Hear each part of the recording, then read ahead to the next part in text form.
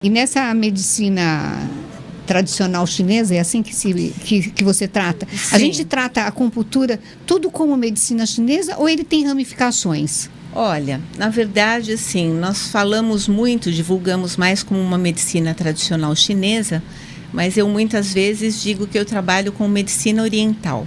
Tá. Por quê?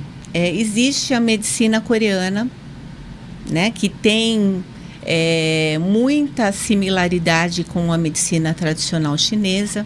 Existe a acupuntura e a medicina japonesa, né? No Canadá, na França, me parece que eles também são muito avançados nesse estudo, né? Então, a gente pode dizer assim que existem várias vertentes orientais que trabalham com a técnica da acupuntura. E onde você mais se identificou? Foi com a medicina coreana, porque o meu mestre morou inclusive com um coreano, que foi com quem ele aprendeu, ele é brasileiro, mas a associação que eu comecei a estudar era de um coreano, né? Então, na verdade, eu segui mais essa linha do coreano.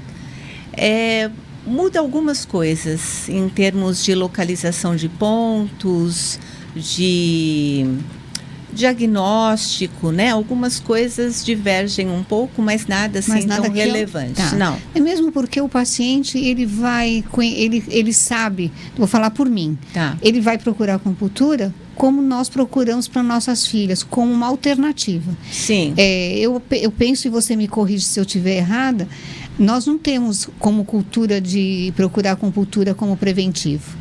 Não tem. Aqui, infelizmente, no Brasil, todo mundo vai procurar acupuntura quando já tem um problema. Inclusive ali, quando já está no último estágio. Já está no último estágio. Exato, porque a pessoa já está tão desesperada, ela já procurou tantas outras alternativas e assim, e médicos especialistas para tratar, e muitas vezes não teve resultado.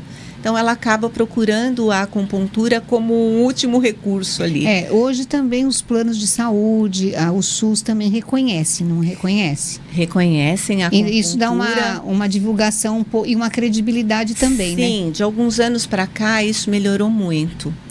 Porque antes eu recebia um paciente no consultório e ele comentava com o médico que estava fazendo acupuntura. E o médico, assim, não acreditava muito. Não estimulava esse paciente a dar continuidade. Dizia assim, se você quer fazer, tudo bem. Entendeu? Mas, assim, tinham pouca informação. Tinha preconceito. Tinha um preconceito, né?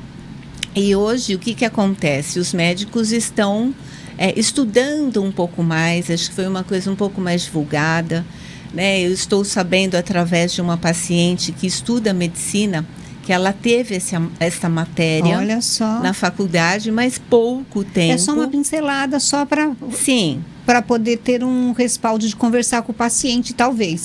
E hoje, assim, nós vemos que muitos médicos começam a se interessar por essa área.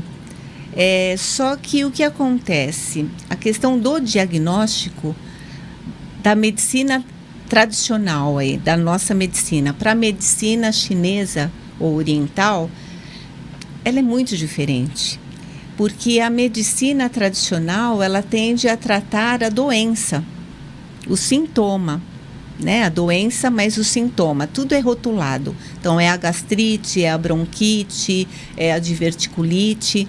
Na medicina oriental, nós não nos preocupamos com isso, né? Nós nos preocupamos com a causa da doença, onde está a raiz da doença.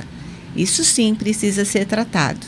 Enquanto não se entende a raiz da doença, você não consegue fazer um bom diagnóstico e não consegue fazer um tratamento que seja efetivo. E é nesse lugar que a gente chega no equilíbrio do corpo, mente e espírito? Sim, quando nós falamos de corpo, mente e espírito... Olha lá o doutor lá fora concordando.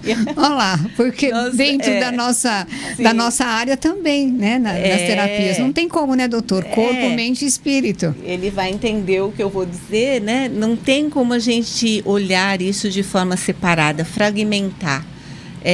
Tá tudo junto. Tá tudo né? junto. O corpo, na verdade, é a matéria que manifesta a doença. Mas o corpo é a matéria. Onde a doença se manifesta. né? Onde esse desequilíbrio surge, né? De uma forma assim evidente que precisa ser tratado.